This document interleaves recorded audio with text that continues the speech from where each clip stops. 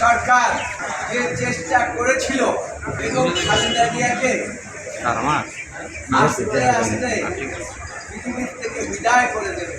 Zia orphanage trust দুর্নীতি মামলায় সাজা বাড়িয়ে হাইকোর্টের দেওয়া 10 বছরের কারাদণ্ডের রায়ের বিরুদ্ধে বিএনপি চেয়ারপারসন ও সাবেক প্রধানমন্ত্রী খালেদা জিয়ার আপিল আবেদনের উপর শুনানি শেষ হয়েছে।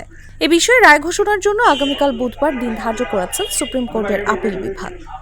মঙ্গলবার প্রধান বিচারপতি ডক্টর সৈয়দ রেফাত আহমেদের নেতৃত্বাধীন 5 সদস্যের বিচারপতির আপিল বিভাগের বেঞ্চ এই দিন ধার্য করেন।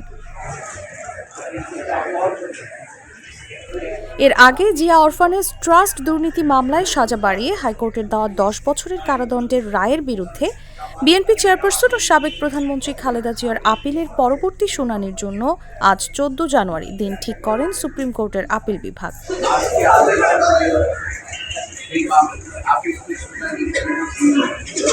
রাষ্ট্রপক্ষ, দুর্নীতি দমন কমিশন ও খালেদা জিয়ার পক্ষে একে একে 3 দিন শুনানির পর দেখা যায় এই মামলার এক আপিলকারী কাজী সালিমুল হক কামালের পক্ষে আপিলের সারসংক্ষেপ জমা দেওয়া হয়নি।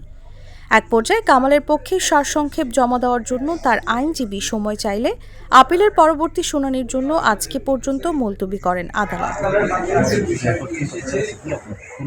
বৃহস্পতিবার প্রধান বিচারপতি ডক্টর সৈয়দ রেফাত আহমেদের নেতৃত্বাধীন 5 সদস্যের বিচারপতির আপিল বিভাগের বেঞ্চ এ আদেশ দেন। আদালতে ওই দিন খালেদা জিয়ার পক্ষে শুনানি করেন সিনিয়র আইনজীবী Zainul Abedin, barrister AM Mahbub Uddin Khokon, barrister Badruddoza Badal, barrister Mohammad Ruhul Quddus Kajal, barrister Kaiser Kamal, advocate Gazi Kamrul Islam Sajal, Zakir Hossain Bhuiyan ও মাকসুদুল্লাহ প্রমুখ।